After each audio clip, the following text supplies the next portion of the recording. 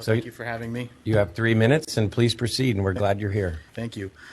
I'm here today to speak to you in reference to family court.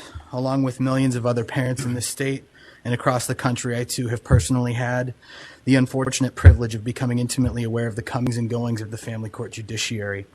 I can attest firsthand that there is not a single article of the United States Constitution that is not routinely violated in family court.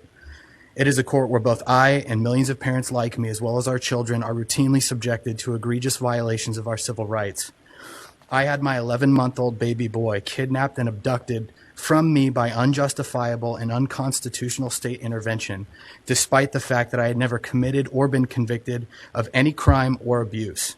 I was afforded no presumption of innocence, no trial, no chance to face my accusers. The family court commissioner was my judge, jury, and executioner.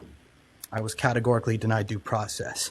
So why are family courts throughout this state and this country separating children from perfectly loving, fit, and capable fathers without due process? What's driving all of it? Our government has financially incentivized the kidnapping and trafficking of children for profit through Title 4D of the Social Security Act, otherwise known as child support.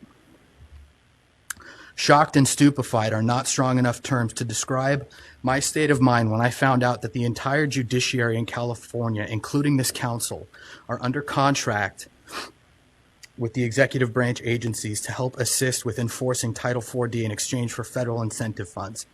Article 3, Section 3 of the California State Constitution states that the powers of state government are legislative, executive, and judicial. Persons charged with the exercise of one power may not exercise either of the others. According to the California Code of Judicial Ethics, a judge needs to uphold the integrity and independence of the judiciary. In what way, shape, or form could any of you sit here with a straight face and maintain that the judiciary is independent or impartial when you've crawled into bed with the executive branch in exchange for money? This is nothing short of state-sponsored abduction and trafficking of our children for profit. Worst of all, this corruption is committed under the guise that it's all done in the best interest of our children. Well, I got a news flash for everyone in this room today.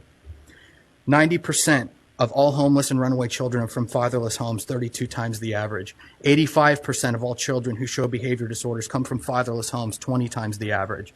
80% of rapists with anger problems come from fatherless homes, 14 times the average. 71% of all high school dropouts come from fatherless homes, 9 times the average. So when the family courts tell us that you're taking our children away from fathers and driving those fathers into poverty through the racketeering and extortion activities of Title 4D, that it's all done in our child's best interest, excuse me when I say I don't know what the hell any of you are talking about. I'd like to leave you guys with a quote. The state must declare the child to be the most precious treasure of the people. As long as the government is perceived as working for the benefit of the children, the people will happily endure almost any curtailment of liberty and almost any deprivation. Adolf Hitler. Thank you.